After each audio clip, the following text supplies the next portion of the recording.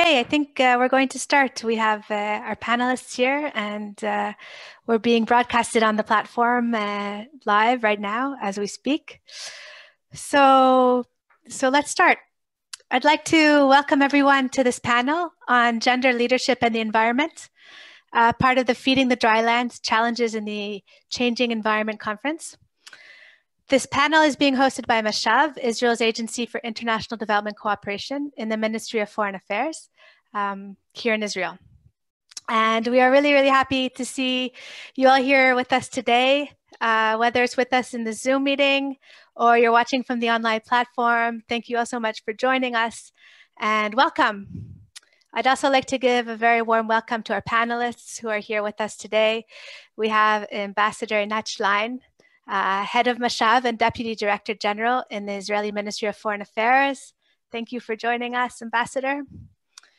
Dr. Elaine Soloway, Director of the Center for Sustainable Agriculture at the Arava Institute for Environmental Studies. Thank you so much, Dr. Soloway. And Dr. Janet Kabeberi Macharia, Head of Gender and Safeguards Unit in the Policy and Program Division at UN Environment, who has joined us from Kenya. Thank you so much, Janet, for joining.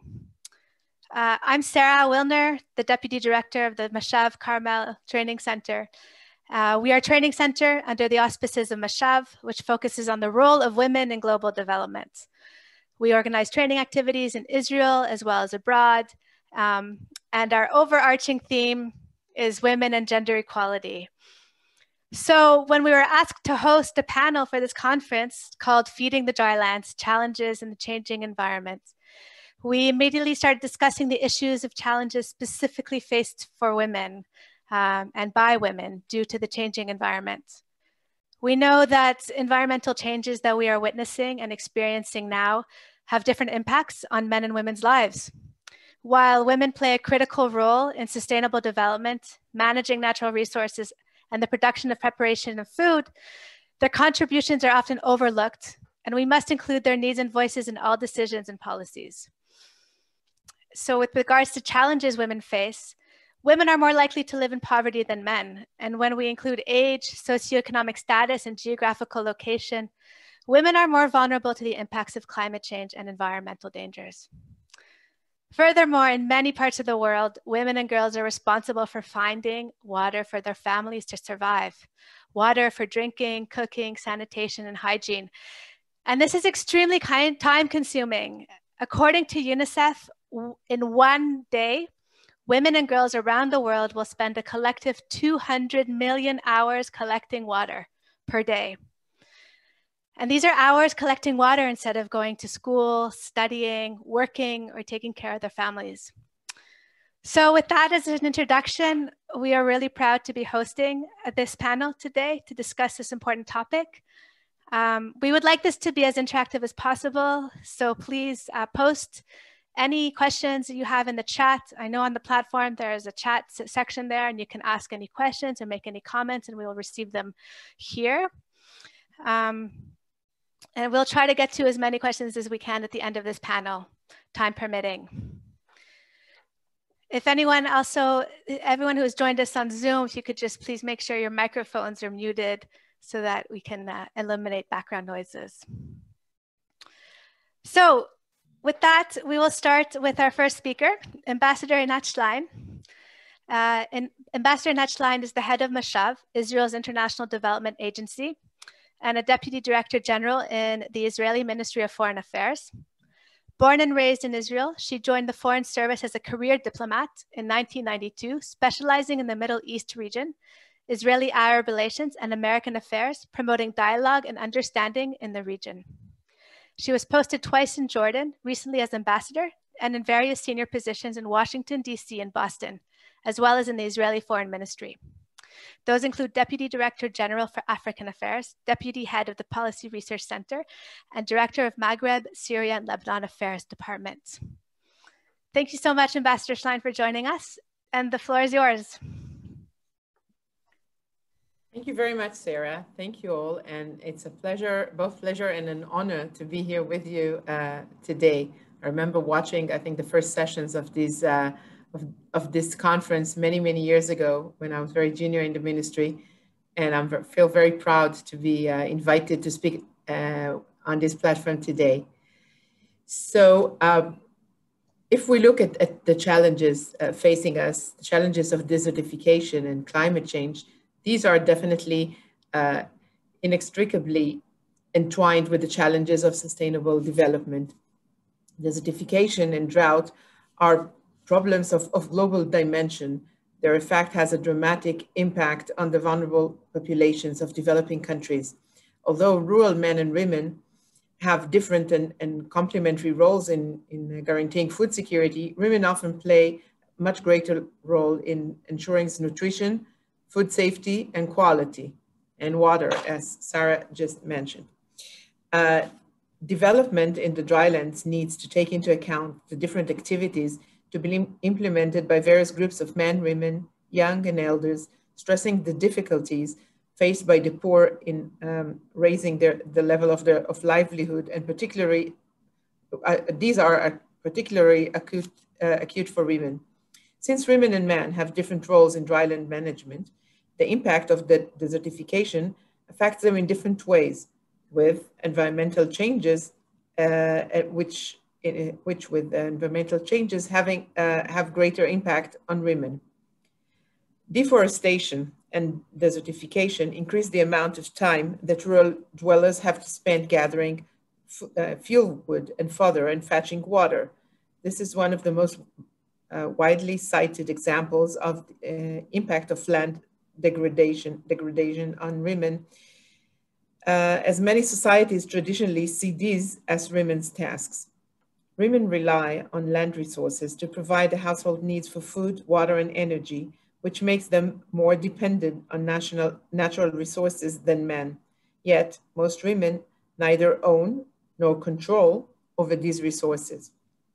Addressing gender equality and the empowerment of women, as well as increasing attention to economic and social development strategies within rural areas, are globally recognized as critical aspects of sustainable development. Rural women play a critical role in rural economies and societies in both developing and developed countries. Across the world, rural women have proven their commitment and resourcefulness in finding, adapting new ways to improve their own lives as well as those of their families and communities. For the last 62 years, Mashav, Israel's agency for international development cooperation, has been sharing Israeli know-how and best practices through capacity building programs and the implementation of applied research and adaptable innovative technologies.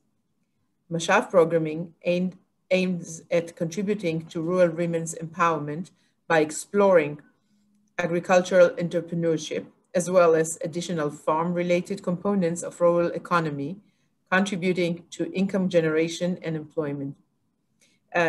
That taking into consideration the adaptability of methods and technologies to meet local conditions in each participant's country. Women participation is crucial in areas such as awareness raising, design and implementation of programs, and decision-making processes at the local level, and capacity building, education, and public awareness. Quoting the 2017 UNCCD Gender Action Plan, quote, "Women are strategic agents of change and play a central role in the use and care of land resources, in particular in land-dependent communities," end of quote. Developing strategic partnerships to support implementation with governments and local entities, as well as with national and regional authorities, are vital for interventions at ground level. The partnerships focus on obtaining resources for women involved in combating desertification and mitigating the effects of the drought. Gender equality, women's empowerment, and their full and equal participation in the economy and its leadership are key to ensure sustainable development and improve significantly economic, the light just went off. This is about energy preservation in Israel and in ministries. I hope somebody will turn on the light. But you see me in the darkness. we're playing a role here. Here it is, and the lights. Let there be light. So that was dramatic, just to keep you, keep you engaged and make sure that you listen, right? Because in Israel it's winter already and it's dark outside. So to come back to my little speech, I started saying the gender equality, women's empowerment, and their full and equal participation in the economy and its leadership are key to ensure sustainable development and improve significantly economic growth and productivity. And this is what we aspire for. This is what we do here in Mashav. We have many goals we wish and aspire to promote, but the promotion of women's integration, women taking out leadership roles and claiming their place at the table is one of the key missions in my view, of any international development agency. And I'm sure that Mashav, who was already very active in this field, will continue doing so with your kind assistance and collaboration in the future. So thank you very much. I'll stop here and wait for your questions. Thank you. Thank you so much, Ambassador Schlein, for your presentation. And luckily there was light, so we could see you again. And please do stay on, because we'll have some questions at the end for everyone. So thank you. So I'd like to move now next to Dr. Elaine Soloway, who is the director of the Center for Sustainable Agriculture. Dr. Soloway received a BSc in Commercial Horticulture from the University of California, Penn State University, and then went on to complete an MSc and PhD at Columbia Pacific Weber State University. Her master's work was on desert agriculture, and her PhD focused on land reclamation. In 2016, she received the Ben-Gurion Prize for the development of the Negev. Elaine's current research covers a wide range of subjects, from the study of endangered medicinal herbs to the search for plants that can be grown in marginal and arid areas, employing underutilized water resources, and the study of biblical plants native to southern Israel and Jordan.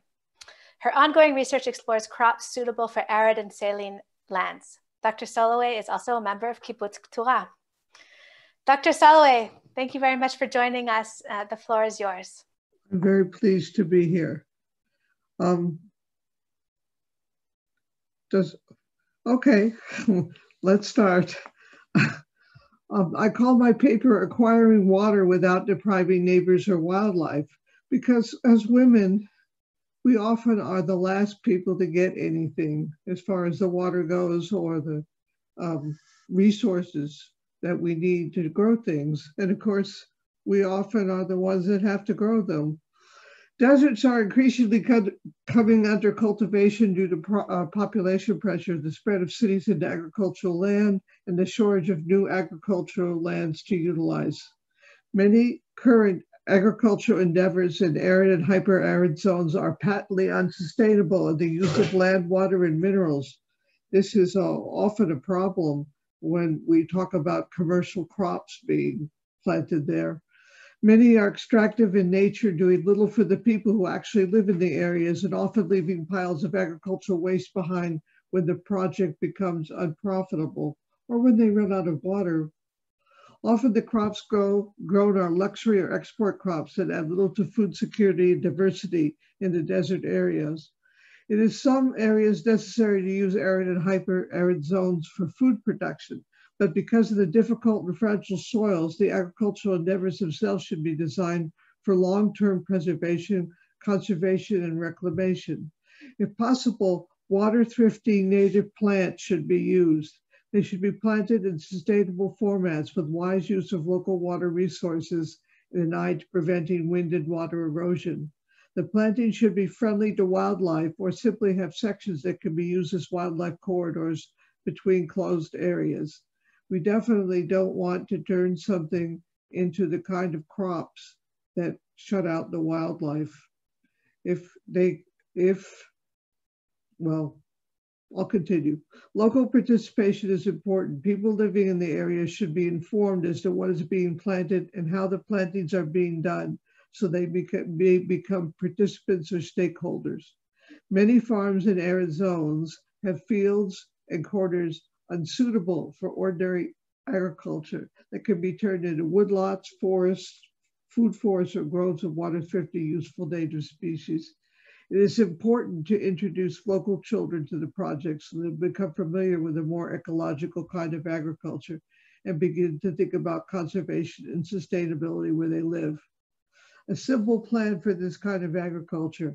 I've made a bit of a plan here. Establishment of a plant nursery for native and water-thrifty species in the first year. Call for participants among farmers, landowners, and other stakeholders. Meetings of primary participants concerning planting areas, formats, irrigated and non-irrigated, water storage, runoff water, gray water use, wildlife friendliness, and terracing. Meetings for volunteer participants concerning work in the nursery and in agricultural formats, research opportunities, community service, innovation, the use of the regenerative species. Distribution and planting of regenerative species, extension, service for primary participants and field visits. That's the first year. It takes a while to set up. The second year, propagation, distribution, and planting continues. Seminars for all participants. Primary students and volunteers on new crop formats, innovation, utilization of new materials, future plantings and uses, evaluation and adjustment of planting formats, troubleshooting and extension work. That should be done in the second year. The third year, propagation, distribution, and planting continue. Seminar for all participants, effects of the plantings on wildlife, success of the plantings by species, economic evaluation of the plantings, rate wind and water erosion, rate water use. But where does one get the water? Now, this is the thing that is probably sometimes whether or not it's possible to do the project. Can you get the water? That is one of the most challenging questions for this type of cultivation. A farm in an arid area may have a small extra water budget for a native crop, but usually water is scarce. However, there are some underutilized sources of water in arid and hyper-arid zones that can be tapped or collected. The first being, of course, the runoff water, which can be directed into a sump, a swale, or a holding tank. Even in areas with as little as 20 millimeters of rainfall, such as the mountains on the Egyptian-Israeli border, an appreciable amount of water may be collected. I actually did this on the Egyptian-Israeli border. The use of a swale is a strategy allowing for the harvest of an immediate short-term crop. My crop was erodium, which is also called the wild potato. The directed water is simply spread over the swales area is often enough to establish plant growth and achieve the desired result. This I did with 20 millimeters of water. For water collection, an area can be dug as a limand, covered with stones or plastic and leading to the sump, which can be underground. This water can be then whipped up into a tank or a holding area. The suitability of these features to hold water is a necessity, but you could actually use a lot of recycled materials for this. The tank or holding area should be closed or covered to prevent evaporation, as this is the water that will nourish the crop until rain falls again. I have a little picture here of a limand where water has collected. Another underutilized source of water can sometimes be found in the earth. This can be tapped by finding the water table. The water table, for instance, at Yotpata is 3 meters down. The water table by us is 300 meters down.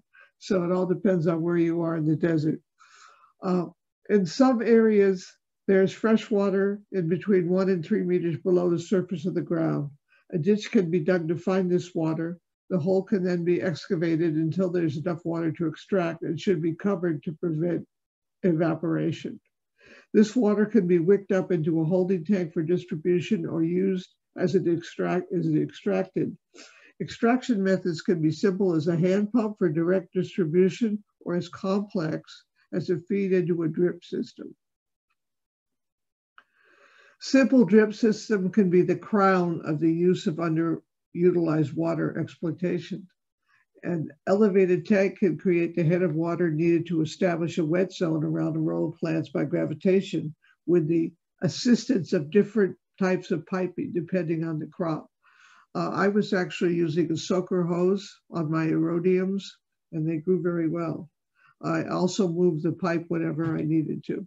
Since native low water use plants need little encouragement, the piping can be moved from row to row, making the use of the water. It is important to know that these systems require some investment in labor and materials and in design. The system should be designed so that gravity moves the water. This keeps the cost low and allows for sustainable use in cultivation. Another strategy for areas like this are dew pyramids and dew collectors. They are used in areas in arid zones where there are quantity of dew, especially in the transitional seasons. Dew collection can be achieved by the deployment of passive dew collectors, which are cooler than the ambient dew point temperature, by a radiative exchange with a clear sky, causing condensation. Water can be acquired by setting up dew pyramids, which traditionally are made of rocks or metal. The pyramids are set up by the area which one wants watered. The water gathering on the collectors trickles down to the ground, and the covering collectors prevent evaporation. This is a rather fickle endeavor and works best on areas with occasional heavy dews. Plant material must be appropriate. This is a good strategy for watering trees, as the water harvest tends to be heavy but intermittent. This is a metal dew collector, as you can see, and it is actually watering a tree in a field. Another strategy is a dew collection screen, a traditional way for collecting atmospheric moisture. The screen, which is stretched vertically, allows the formation of dew on its mesh. The water trickles down to a collection formation and can be directed into a planting or a sump for storage. This particular screen happens to be put up in Morocco in a very dry area, and it works really well. Fog harvesting refers to the collection of water from fog using large pieces of vertical canvas or mesh to make the fog droplets flow down toward a trough under the cloth. This is known as a fog fence and can passively generate liters of water. Of course, this water has to be collected and again stored. Most of the things that you need in this type of cultivation is you need a tank. You definitely need a tank or a sump. The sump can be actually made from plastic bottles. Traditional water collection by this method works best on coasts on areas with heavy dew and fog, and was inspired by the cloud harvesting done by coastal plants. Now, this plant that you see in front of you is a Boswellia sacra, and it is the champion of fog harvesters, as far as I'm concerned. In cloud harvesting, the water droplets condense on the cool crenellated leaves of the plants and trickle down the stems and trunks to water the earth around the plant. This is an amazing sort of a thing. And a heavy fog can give several liters of water to a plant like this. In a similar process, the water droplets form on the material of the collectors. The collectors are made of materials that cool quickly in the nighttime air. As the droplets condense, the waters flow downward. The water is then collected and used. It's important to note that these sources of water are not generally available to neighbors or wildlife. The water must be collected, condensed, or tapped, thereby increasing the amount of water that is usable in a given area. Now, this also means that there is no argument about this water. It is water you are producing, so to speak, and therefore it's not used for something else, and it is generally available for a small crop. However, the knowledge of how to collect the water can be spread among neighbors and fixtures established for watering wildlife, as there will be water to share.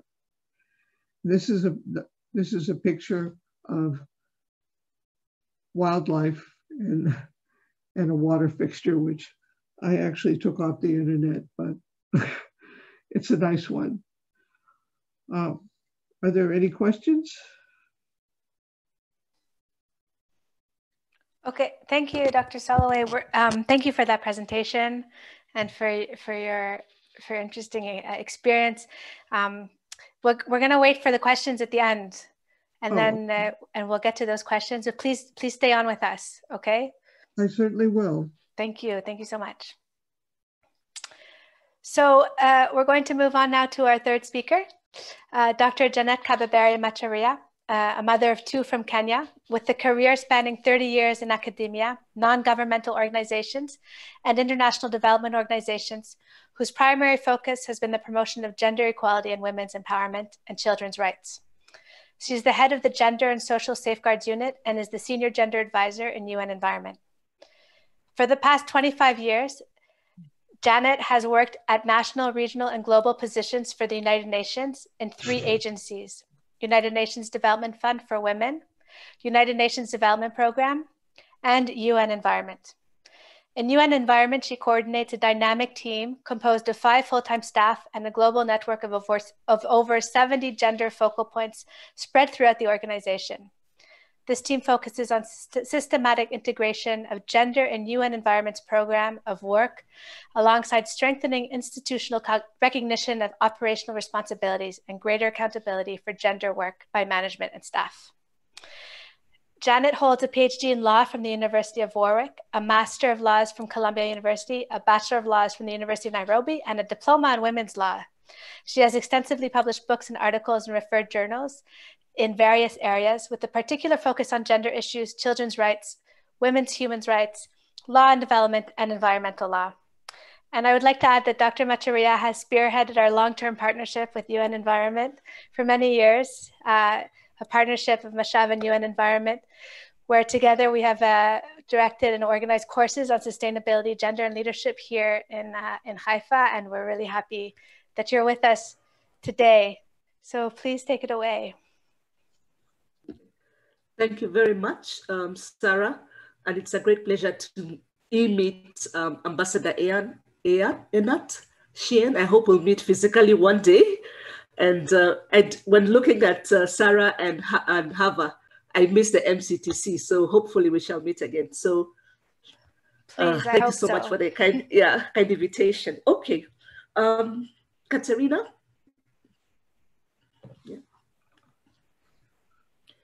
Okay, thank you very much, Katerina. My presentation is addressing integrating gender equality and women's empowerment in drylands management. And I'll share a few experiences from UNEP. And I hope that my presentation will generate discussions later. Now, by way of introduction, next slide, please. And it has been pointed out earlier by the ambassador and also by Elaine, the greatest challenge that has been the persistent degradation of dryland ecosystems.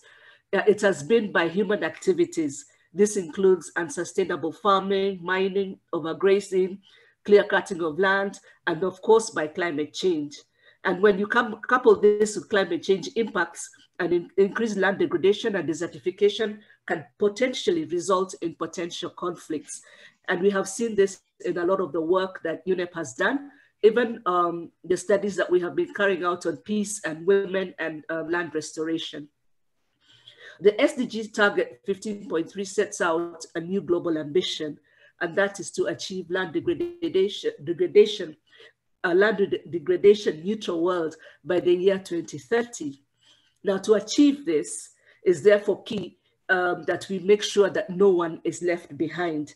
And certainly when we're talking about no one is left behind, we're looking at vulnerable communities. And amongst this, we find that women are a majority. We're also looking at people with disabilities and people who are living in very poor conditions. So there are a lot of people that we'll be looking at when we are addressing Leave No One Behind.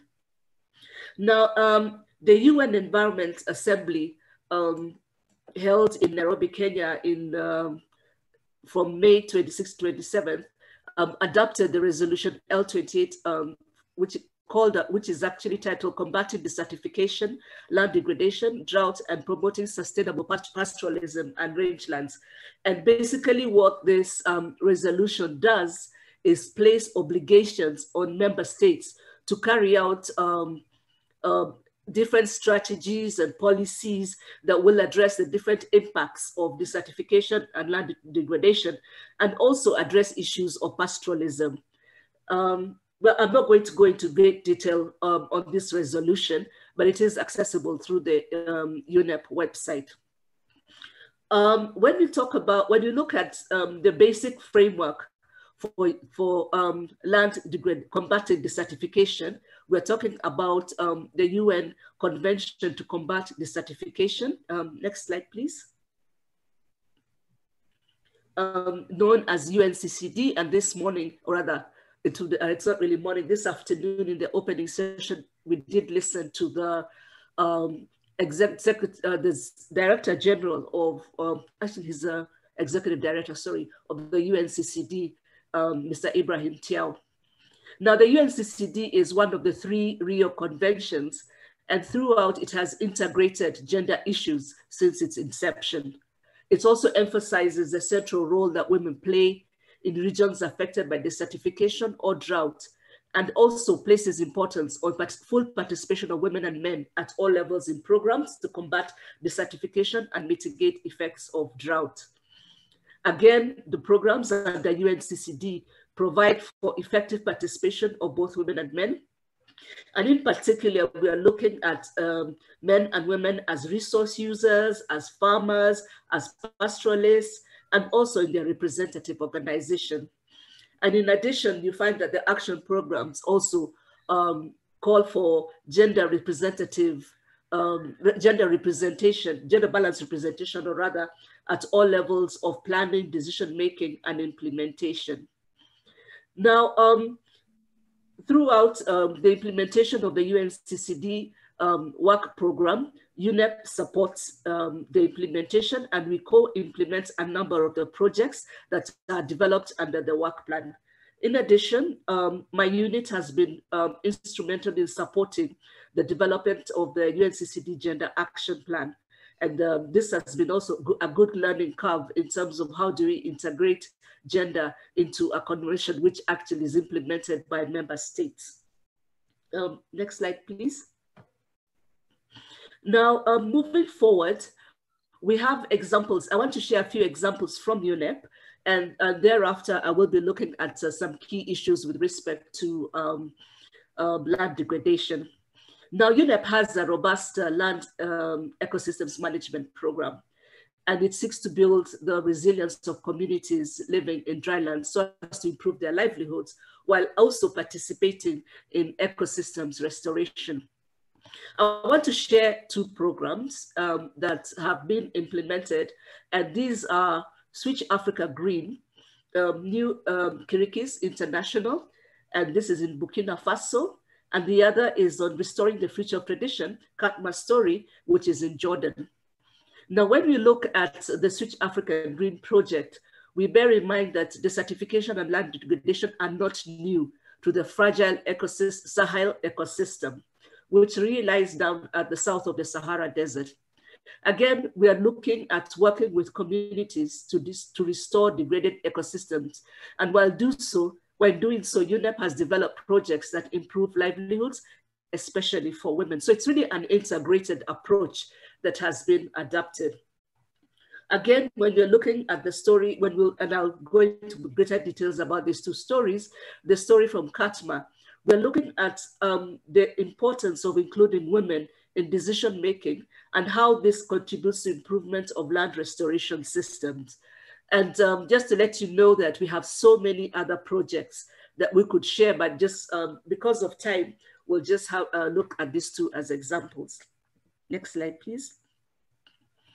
Now, when looking at the Switch Africa Green project, this is a project where Switch Africa Green project rather supported the development of a shea butter project with a group of women based in Burkina Faso. Now, by way of information, Switch Africa Green Program supports African countries in their transition to a green economy by promoting sustainable consumption and production practices.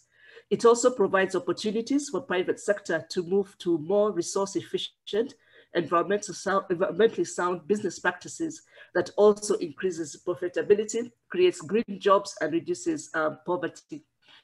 Now, in Burkina Faso, Switch Africa Green Program has been supporting shea butter growing in this country, which is one of the top shea nut producing countries, and also export of shea products and also the export of shea products presents a major source of revenue, not only to the country, but also it's a primary source of employment and income for millions of women, millions of people rather, women living in Burkina Faso.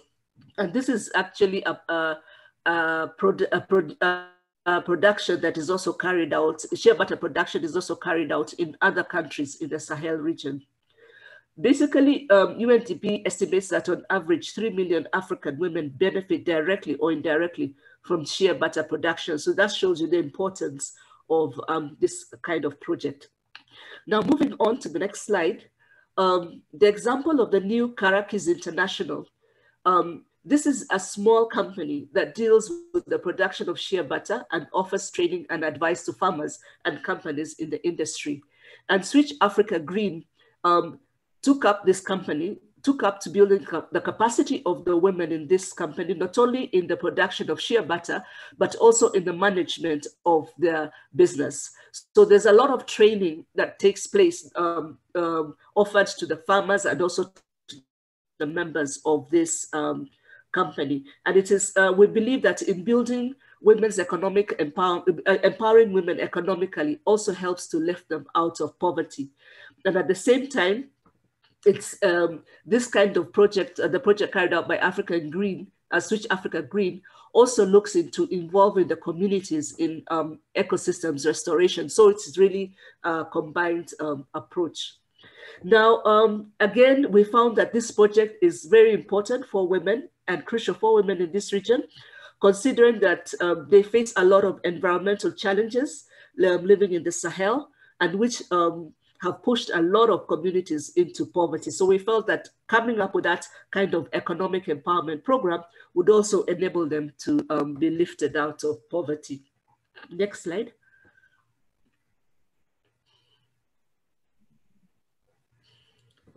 Next slide, please.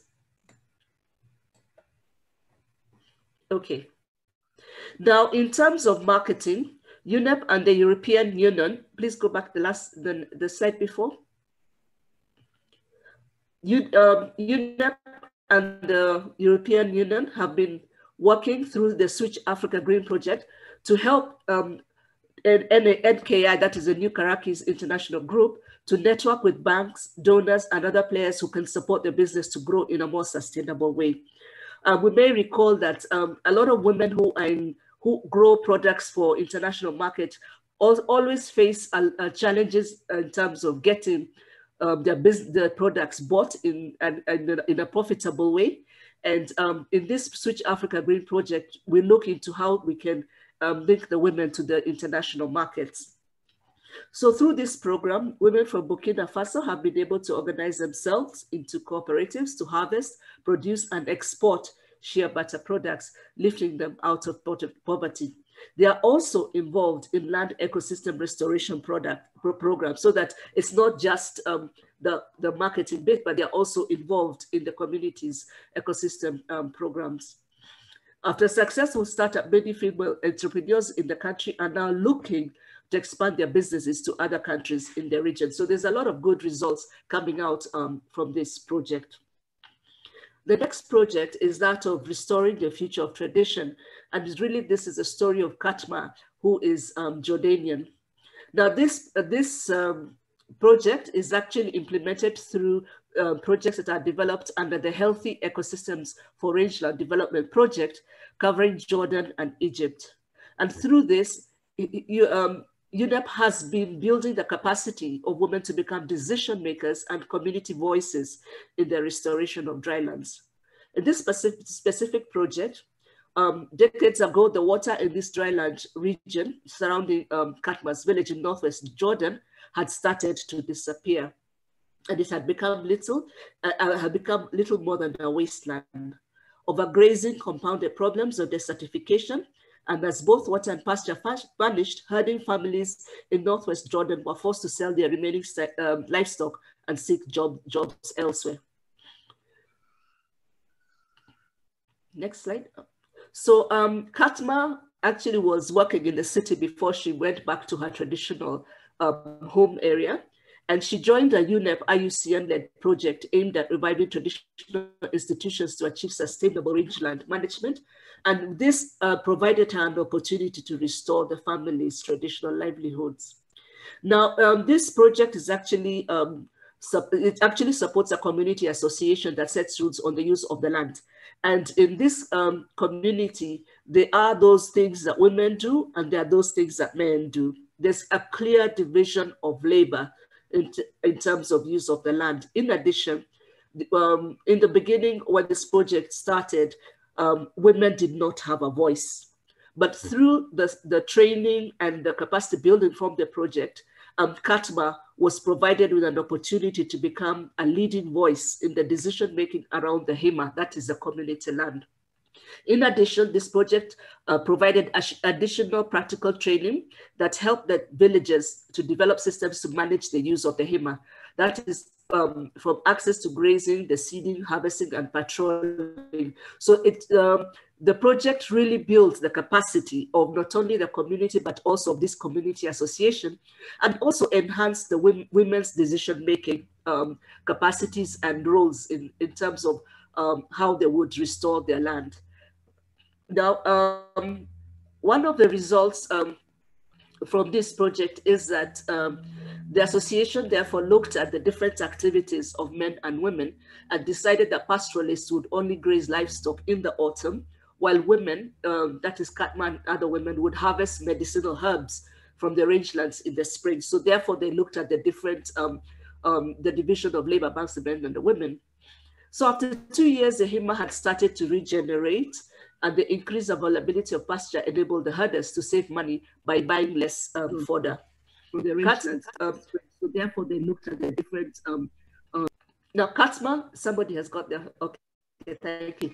Khatmah and other women in the community were taught how to process medicinal herbs into tea bags, providing a much needed income boost and proving that the potential for generating new revenue streams from the land. Again, this project also looked at how to improve on the economic empowerment, enhance rather the economic empowerment of women. So looking at the division of labor, that's what this project did, you see that both men and women do benefit in terms of regenerating their land, their community land. Now, in conclusion for this, with respect to this particular project, next slide. We find that the success of this project has shown how traditional sustainable rangeland managements can first help communities understand threats to their land, which is what they did, and also help communities to work together to manage land use, to tackle degradation and desertification head-on, enabling damaged ecosystems to recover alongside local livelihoods. And there's a link to where you can get more information about this story. Now, both the Switch Africa Green and this story, Khatmah story in Jordan, show the importance of having an integrated approach when you're developing sustainable rangeland management projects, and the importance of involving men and women and addressing their needs and seeing how these can be well addressed within the project. Next slide, please. We have a lot of stories that we'd like to share, but a lot of them are documented, and I've provided a link to one of our publications, which really looks into all the stories and provides a timely reminder of how local and global collaboration to achieve land degradation neutrality can tip the balance in our favor, offering a foundation on which to build a healthy, equitable, and prosperous future. So if you have time, you can visit our website and you'll get access to all these stories. Now, all the speakers before me have mentioned the aspect of water, which is always an issue. We can go to the next slide, which is a key issue when we look at the management of drylands. And it is a key gender issue. Now, availability and access to water in the drylands is one that has been outlined by the 2016 UNEP Global Gender and Environment Outlook. Now, this includes looking at the differentiated gendered impacts of water scarcity, which can be addressed in terms of water needs and priorities, physical and time burden of collecting water. And you can go on into other aspects of looking at the gendered impacts of water scarcity. So I'll just look at these ones which I've just highlighted here, looking at water needs and priorities, the physical and time burden in collecting water. And I just want to point out that there is a lot of work which has been undertaken in terms of addressing these aspects in the drylands, the water scarcity and the gendered aspects in the drylands. Now, when we talk about gender priorities, and we can go to the next slide. When you start looking at gendered water needs and priorities, we find that gender labor distributions within households typically result in women and men having different priorities. And I think this has been also pointed out earlier. In rural areas, you find that men will focus on water for farming and raising livestock, while women will be looking at water for domestic needs and health and hygiene. Now, our Global Gender and Environment Outlook also did some studies and highlighted how female council members in India would prioritize issues around drinking water provisions, while male heads put more emphasis on irrigation systems. And this is not just peculiar to India. We can draw examples from different parts of the world. And these are really linked to the gender, the gendered distribution of labor. And so you look at the priorities that which men would focus on and women would focus on. And again, you find that this has been a challenge in projects which actually provide, try and bring water closer to the households and make water accessible to women, and at the same time fail to address the needs of men. So there's always that back and forth conflict in terms of who is the one who will have the access and the use of the water. Next slide, please. When we start looking at the gendered burden of collecting water, we look at who is the one who has the main obligation of collecting water, especially for household use, and in particular women and girls who have the main obligation.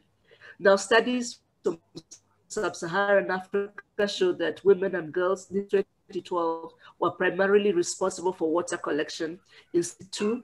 Men were 62% responsible and girls were 9% responsible. And they would spend a combined total of at least 16 million hours per day, whilst men would spend 6 million hours a day, and children would spend 4 million hours a day collecting water. And we're talking about 20 million hours a day collecting water, and that's a lot of hours spent on just that, accessing that particular resource. Looking at India, Pakistan or rather, a 2013 study showed that women spent about 27 hours a month collecting water for household use. Basically, the hours spent in collecting water will differ from different regions, and also depends on the extent of accessibility and availability of the water resources. Again, when you're looking at the gendered burden of collecting water, there's one aspect which has a health impact, and that is of head loading.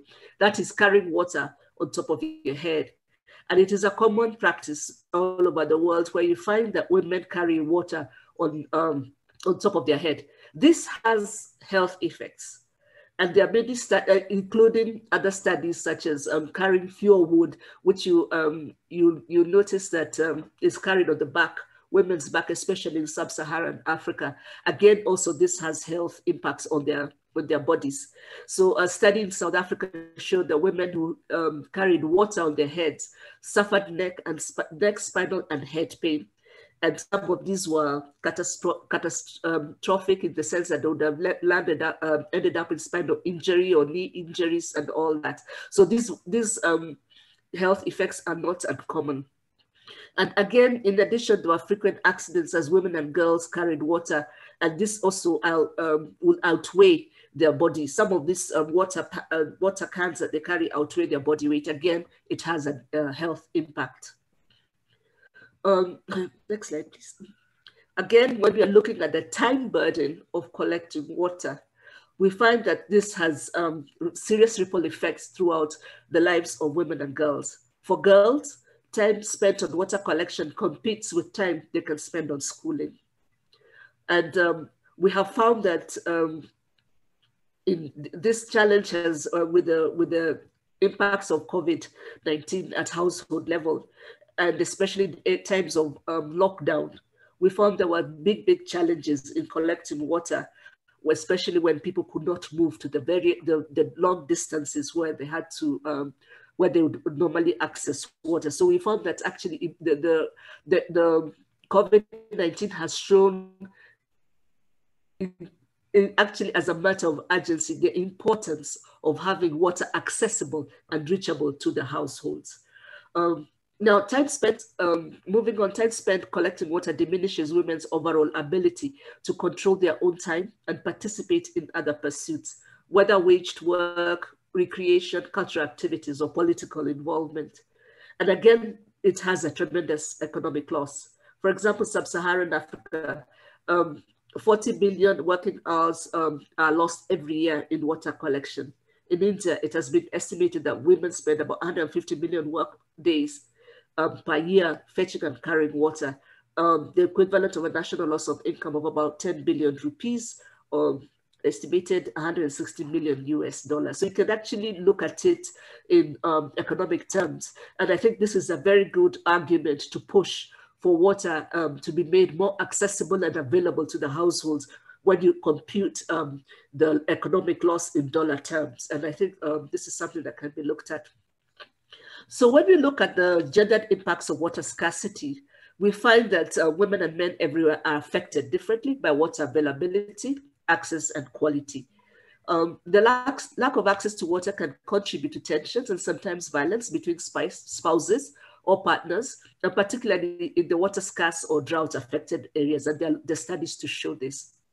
Again, water collection can be dangerous, especially for women, where they are forced to walk to remote collections to collect water, particularly after dark or during dark hours. We find that there are studies that show that women would wake up very early in the morning, let's say about 3 a.m. and start the trek to the water source so that they can get there before the sun rises, and then they're able to go back in good time. Again, this puts women and girls at risk of sexual harassment, sexual assault, and rape. Again, women's hygiene needs fail to be met where in water scarce regions. And again, this is something that we really need to look at, how women's hygiene is also addressed. There are also challenges that are faced in water transportation, because there are studies which have come up and said, why don't we, to lessen the burden of women in collecting water, we can alleviate this through changes in transportation of water. We have found that the kind of transportation that has been recommended is using wheelbarrows, carts, bicycles, scooters, or draft animals, animals that will pull the water tanks.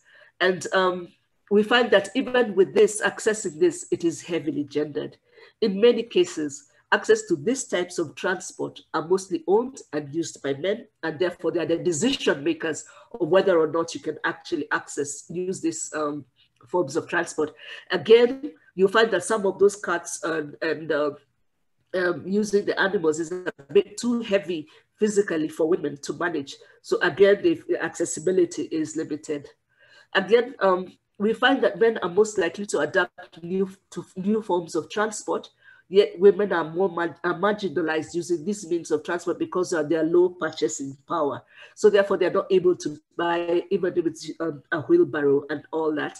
And because of acquiring and using them is often, and also because acquiring them is also often restricted by notions of cultural impropriety. We find that in some countries, cultural norms prohibit women and girls from riding bicycles or driving motorized vehicles, or even using those forms of transport that are actually owned by men. Even where they do not exist, men in some countries tend to appropriate the most efficient types of transport. We've seen in studies in the slums in Nairobi, in Kenya, women actually have to pay men to use their wheelbarrows to fetch the water for them. So therefore, it becomes an income generating activity for men who are able to use their wheelbarrows or their bicycles to come to the household and bring jerry cans of water to the women. So again, if women don't have access to the resources to hire these men to bring the water to them, they have to actually use their own means to go and access this water. So you'll find a lot of men, young boys also, cutting away the jerry cans of water, which they take to the various households. Now, I just wanted to share this example of alleviating water collection burden. And this is an example of an activity that was carried out in 2011 by the African Union and United Nations Hybrid Operation in Darfur, which distributed 30,000 rolling 70-liter containers to women in 8 villages in North Darfur. As you can see from this picture, to reduce the burden of putting water cans on top of their heads, the women now are able to push these containers, and they're 70 liters. Again, this is quite heavy. So I think another alternative would need to be sought, or maybe they may be forced to have men to push this 70 liters for them. But nevertheless, it did reduce that burden on what we're calling the head loading on women, and how they have the health effects when they have to put the water cans on their heads. Okay, thank you. Next slide. Okay, in conclusion, we have some suggestions for the way forward.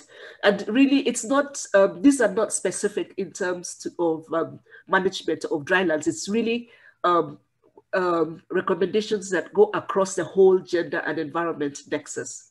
So it's important that we should have equitable gender and environment policies for the future we want if we are going to achieve the Sustainable Development Goals.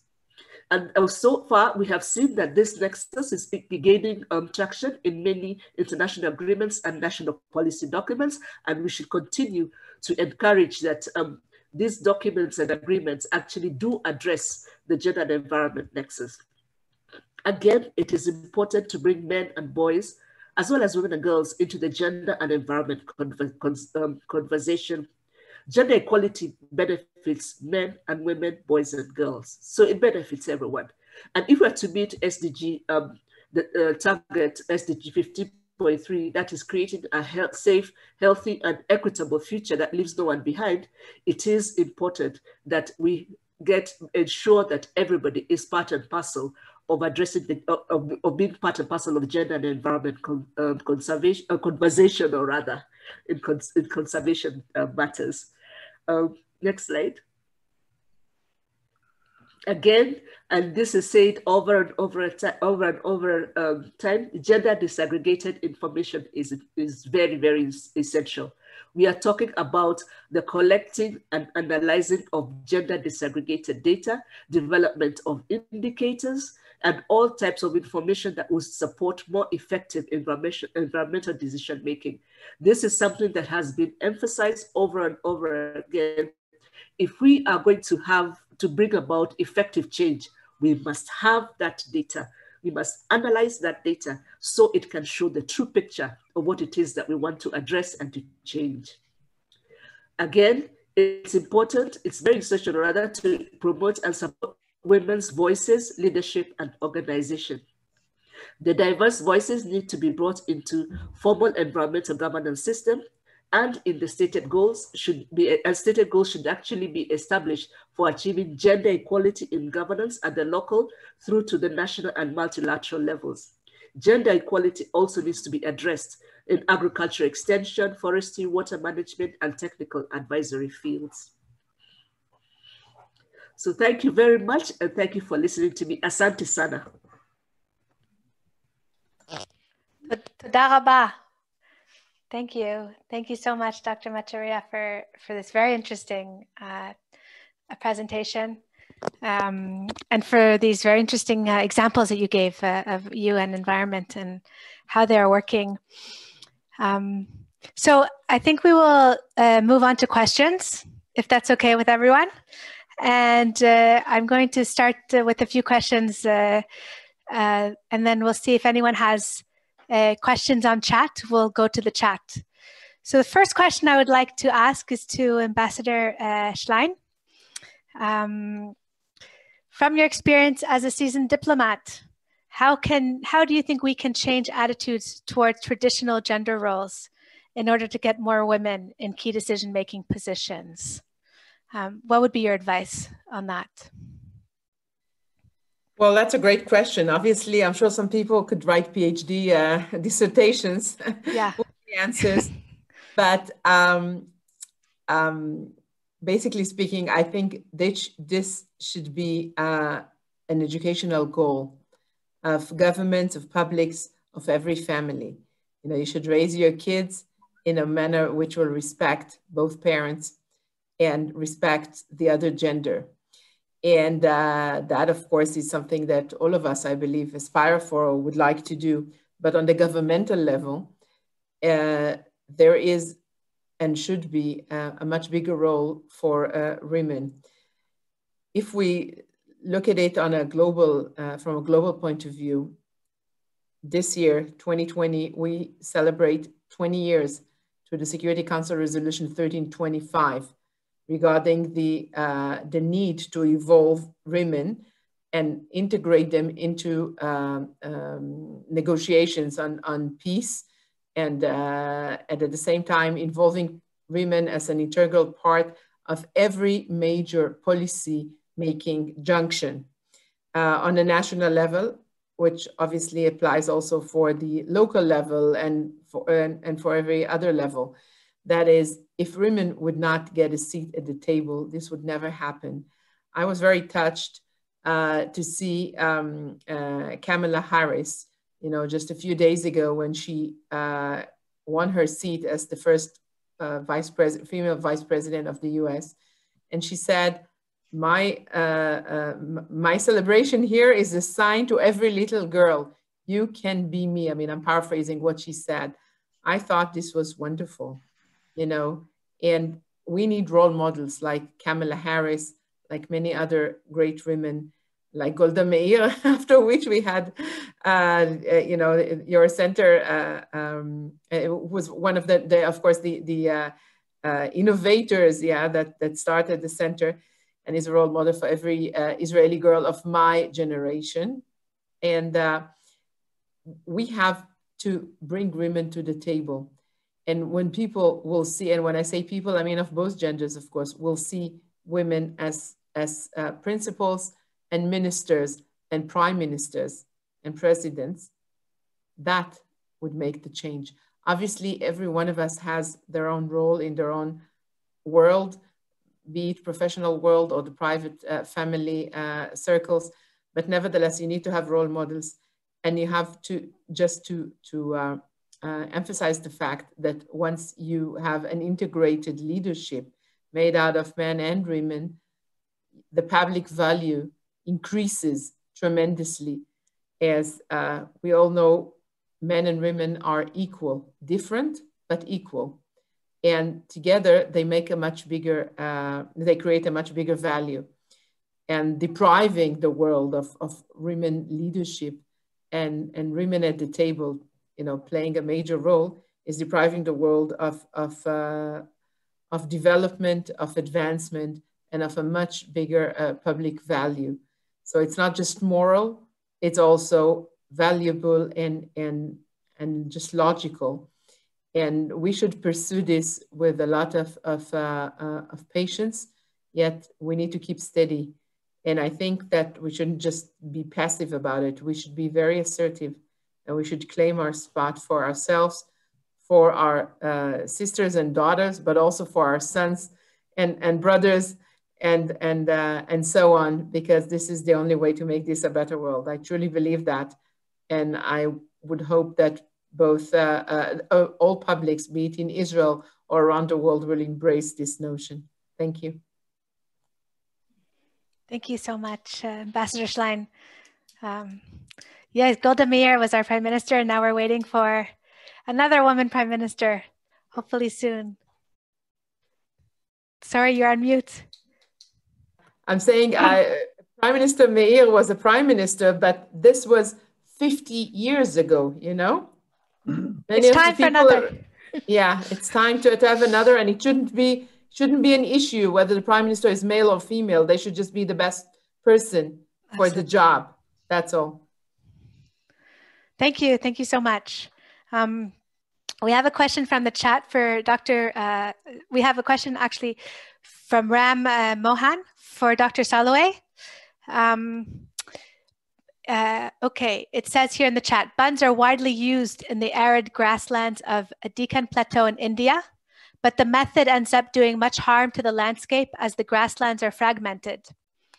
Dr. Salaway, I would like to know your views on what methods would you suggest for restoring such lands at the same time, not compromising on water conservation? Oh, well, first of all, my area does not really have much grass. The swales that I'm talking about were swales across the landscape, and we terraced to conserve water and also to stop wind and water erosion.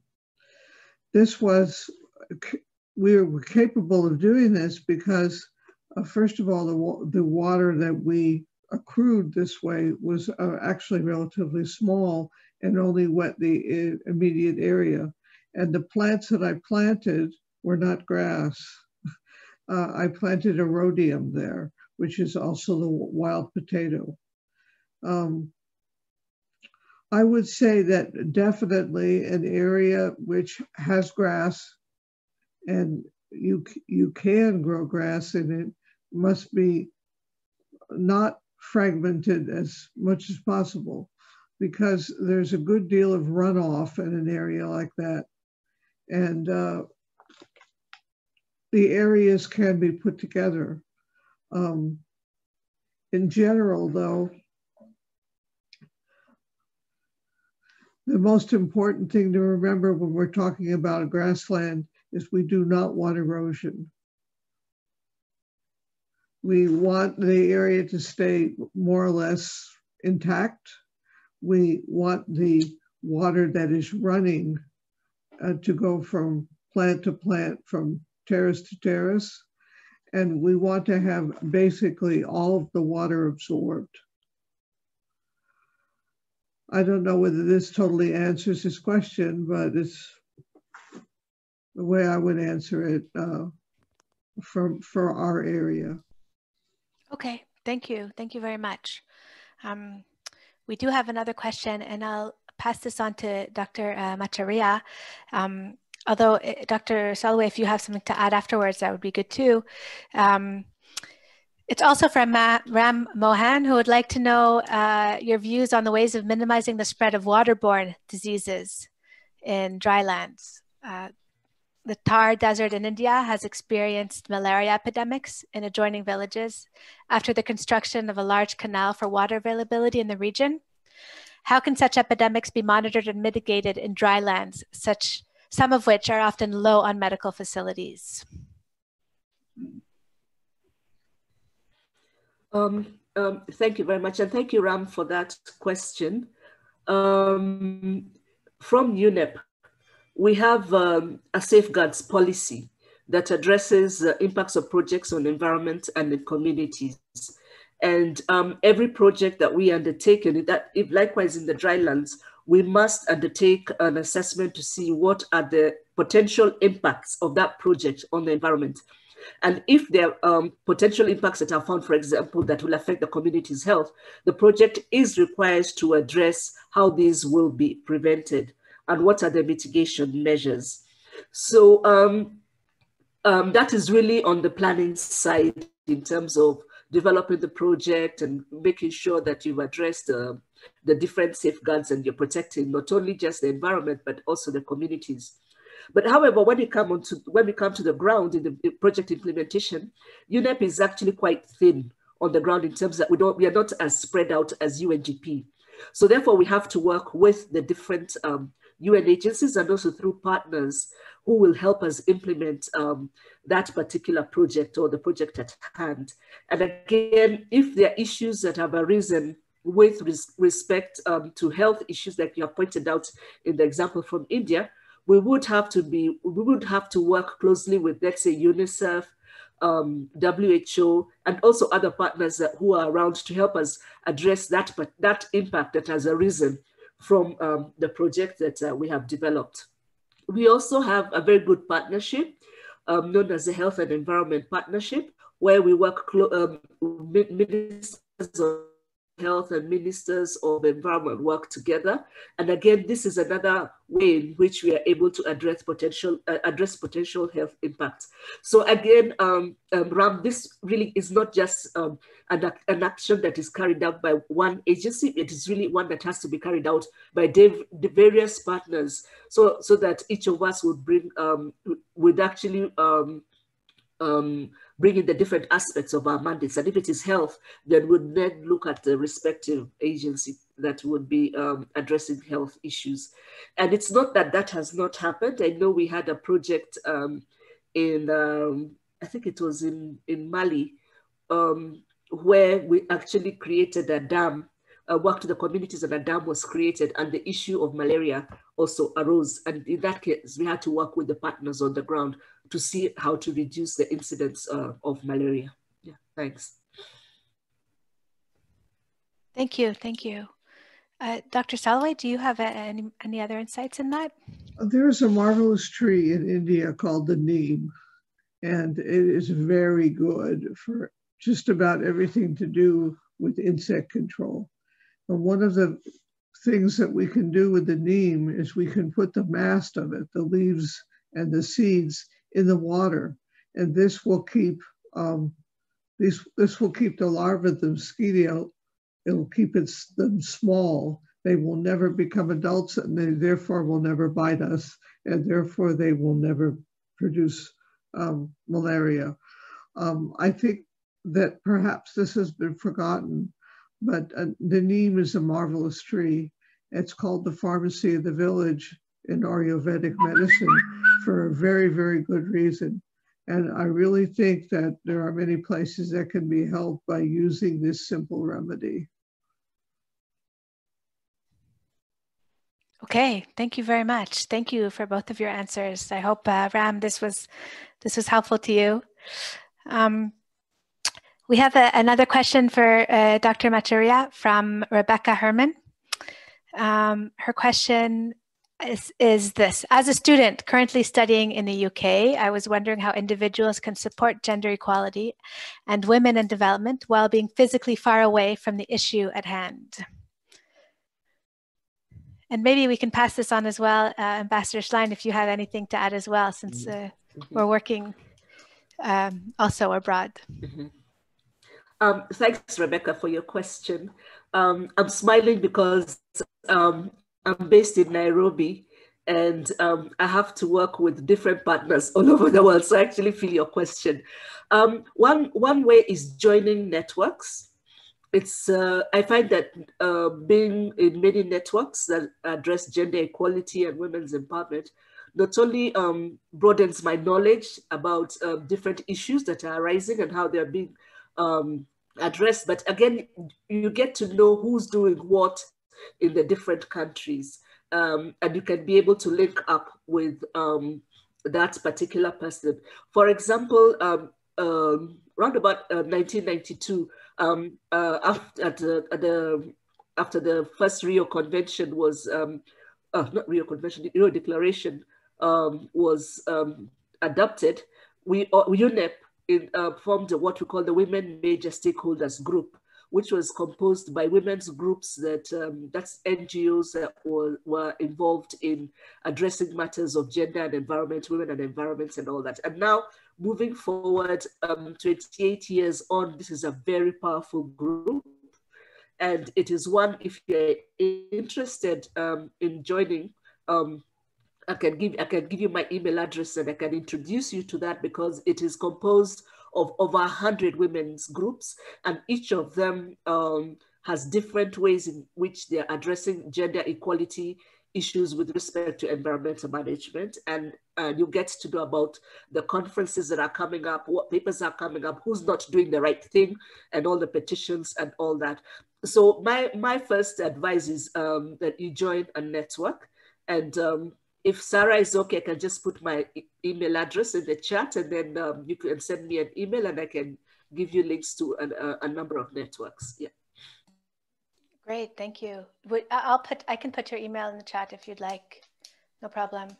Ambassador Schlein, do you have any advice on how we can support development while being physically far away from the issue at hand? Well, this is exactly what we do in Mashav, actually. We would like to assist, but we can't be all over the world, especially now, unfortunately, during COVID-19 times, but even before that.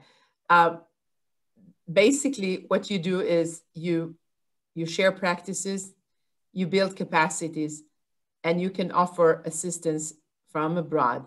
That is, in normal diplomatic life, we would have, for every country in need, you would have partners, be it your embassy posted in that country or visiting from a neighboring country. You find the right people, you communicate with them either by phone or mail or through the web or however, but it's really not a problem if you have the right partners. I mean, first of all, you learn from them and you share your experiences and you learn theirs, and then you could build wonderful and huge projects from being far away. In this day and age, there's really no problem. Even during this unfortunate pandemic, we hold web meetings. We build capacity through webinars that could be like a one-time lecture or a 10 weeks course. And furthermore, you could do anything.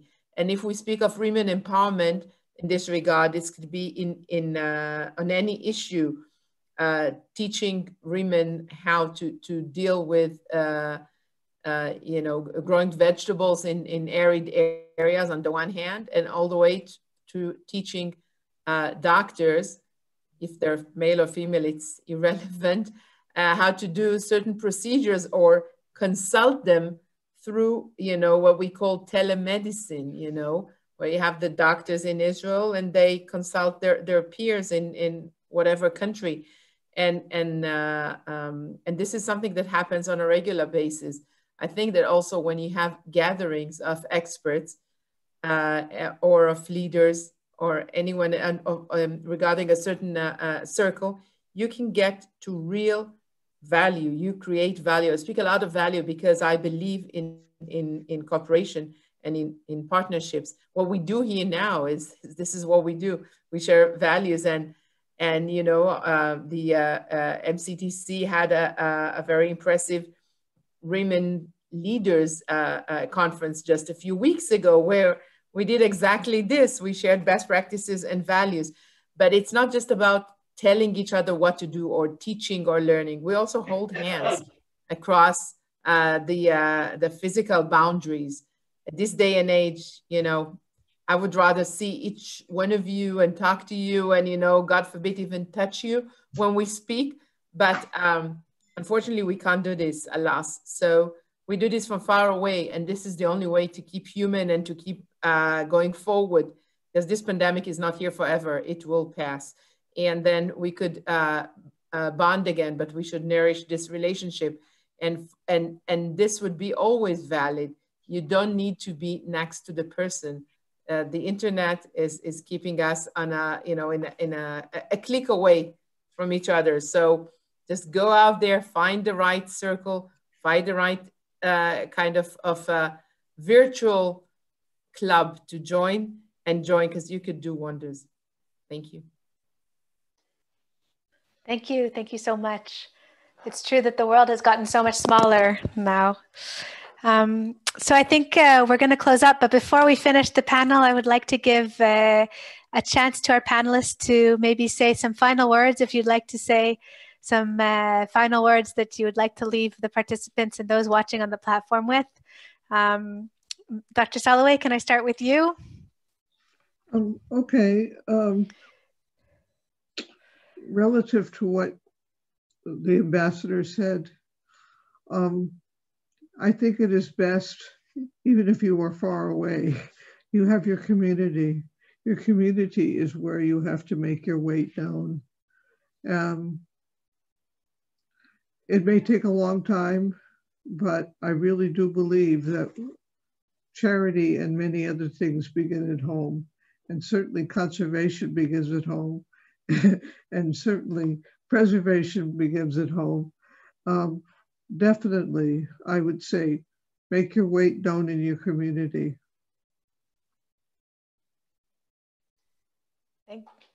Thank you, Dr. Salween. Thank you for joining us today. Dr. Macharia, do you have some final words for our participants and for our watchers, viewers? Firstly, to thank Mashav and also MCTC for the invitation. I think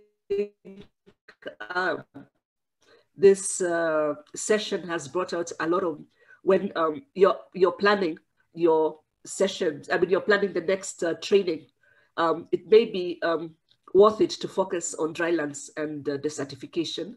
And in particular, I'm very fascinated by the presentation by Dr. Soloway. And I was thinking, how best could we take this and help women to just adopt a lot of the things, the strategies, the things that she pointed out that we can do to collect water. For me, I found that very, very interesting. And it's something that I think we should look at in our next program with the MCTC. How can we take this forward? Because there's a lot of information that could be shared. And there's a lot of skills that can be acquired with respect to taking forward her recommendations. Yeah, thank you very much.